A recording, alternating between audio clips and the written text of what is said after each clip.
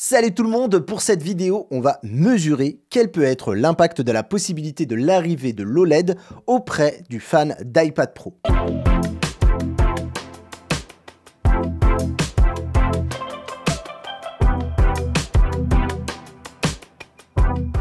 Mais d'abord, je t'invite à t'abonner, à mettre la cloche pour ne rater aucune des vidéos qu'on sort régulièrement sur cette chaîne. Si tu aimes particulièrement la tech et aussi également si tu aimes tout ce qui touche autour de la réalité virtuelle. Juste hier, au moment où j'enregistre cette vidéo, on a fait le XR 360 qui est une émission dédiée à tout ce qui est réalité virtuelle, technologie immersive. Et si tu es fan d'Apple, oui, on y parle aussi de l'Apple Vision Pro. Et du coup, on va voir ce qui se passe du côté des coulisses de chez Apple. Selon le média coréen The Elec, repris ici par Mac Rumors, les prochains iPad Pro seraient équipés d'écrans OLED et on apprend qu'ils seraient même entrés en phase de production.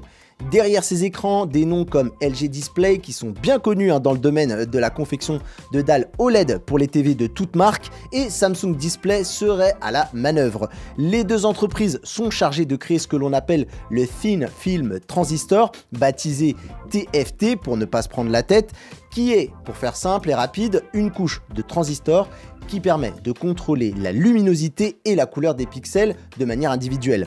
Le rapport est d'ailleurs très précis puisque LG Display s'occuperait de ses composants pour les écrans des iPad Pro de 13 pouces, tandis que Samsung Display, lui, s'occuperait des iPad Pro de 11 pouces.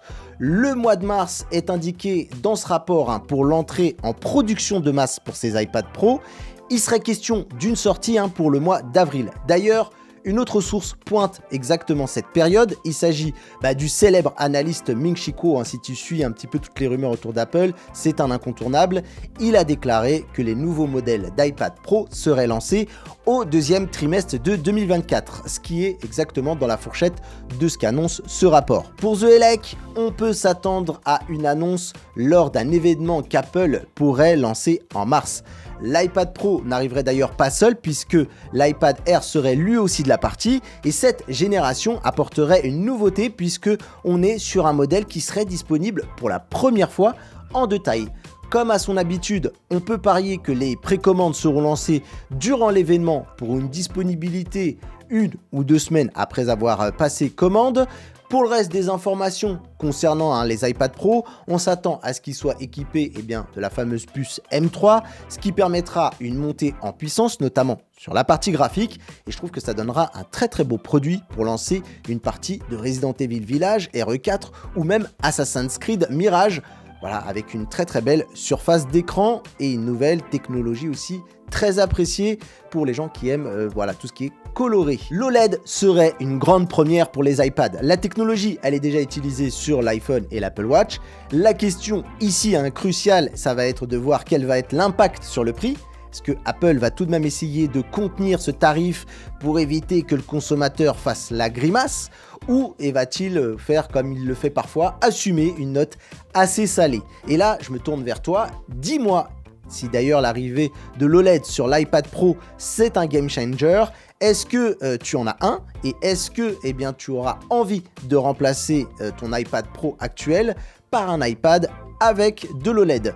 Voilà ce que je pouvais vous dire, en tout cas comme news concernant Apple et notamment ses iPad Pro.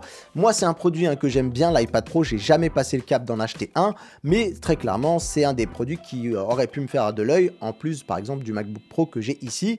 Voilà, je suis pas prêt encore de migrer totalement du côté chez la pomme. Il faut pas rêver non plus parce que voilà, je suis un fan Android, mais quand même, faut avouer que on n'a pas beaucoup d'équivalent sur la partie Android. Voilà, j'attends vraiment que Google se bouge les fesses là-dessus. Sinon, un jour, je risque de succomber, même si j'ai une Mi Pad 5 que j'affectionne plutôt bien et qui me sert, sans forcément en faire un outil totalement de productivité, elle me sert aussi très bien pour mes usages. Voilà ce que je pouvais vous dire pour cette news. Si vous avez aimé, n'hésitez pas à mettre un pouce, un commentaire aussi également pour me donner votre avis sur les questions que je vous ai posées et si vous avez même, pourquoi pas, des compléments d'informations à donner. Si vous avez envie de soutenir la chaîne, si vous passez par là, n'hésitez pas à vous abonner, ça c'est une très belle récompense que vous pouvez offrir. Si vous avez envie de soutenir le projet de rester connecté en allant un peu plus loin, vous pouvez devenir un membre en cliquant sur la touche rejoindre. On essaye de vous faire comme ça des petits avantages. Vous avez des vidéos en avant-première, bref. Voilà, il y a aussi le Patreon aussi si vous souhaitez soutenir le travail. En attendant, je vous invite aussi également à regarder du côté de l'association Les Lutins du Phénix que l'on défend. Moi, je vous dis à très vite, pourquoi pas sur les réseaux sociaux qui vont s'afficher juste là pour échanger. Et si vous avez même envie de discuter avec moi et rejoindre une communauté plutôt sympa, on a un Discord également pour ça. Moi, je vous dis à très vite, à très bientôt pour une prochaine vidéo. C'était Mathieu et comme on dit chez moi, restez connectés. Bye bye tout le monde.